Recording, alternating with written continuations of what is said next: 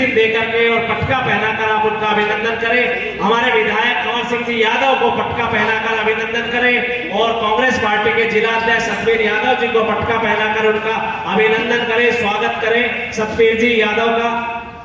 सतबीर जी Yadav Congress party के जिला अध्यक्ष हैं और भाई बलवान जी फौजी हमारे बीच में मौजूद हैं, आप उनको भी पटका पहनाकर अभिनंदन करें, स्वागत करें। और राकेश जी मेहता जिला बोर्ड ब्राह्मण सभा के प्रधान हैं, वो हमारे बीच में पहुंचे। और मेरा आग्रह है नगर पालिका के वाइस चेयरपर्सन मंजू कौशिक जी से कि आप मंच पर आए। हम आपसे अनुरोध करते हैं कि आप मंच पर आए और आज के हमारे मुख्य अतिथि महोदय से भी अनुरोध है और हमारी समिति से। भाई और बहनों और हमारे बाहर से आए कवि वृंद जो यहाँ हैं उपस्थित स्टेज पे, लेकिन मैं एक ही बात कहता हूँ, जैसे अपने भाई साहब कह रहे थे कि वो हंसी गायब हो गई, मैं कहता हूँ अगर जरूरत है इस दुनिया में इस वक्त में आजकल के हालातों में तो हंसी की जरूरत है, बाकी चीजें तो मिल जाती है। हंसी ना बाजार में मिलती है ना खरीदने से मिलती है, हंसी तो अंदर से आती है जब हंसी का भाव होता है। और मैं ईमानदारी से कह रहा हूँ, मैं आया तो था सिर्फ औपचारिकता के लिए, मेरे को दीवान जी ने कहा आपको आना है तो मैंने कहा आता हूँ, लेकिन यहाँ आने के बाद मेरा उठने को मन नहीं कर रहा था। मेरे 7 बजे, अब यहाँ से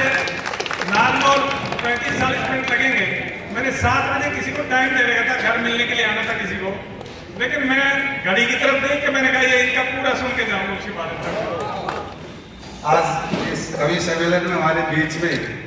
बहुत ही वरिष्ठ और श्रेष्ठ माननीय डॉक्टर बेसिक जी, पूर्व मंत्री हरियाणा सरकार, और इस आयोजन के प्रधान आदरणीय नरेश जी, आदरणीय सुधीर जी, और विशेष तौर से हमारे कवि जिसमें अनिल जी हम सबको काफ़ी लंबे समय तक हंसाया,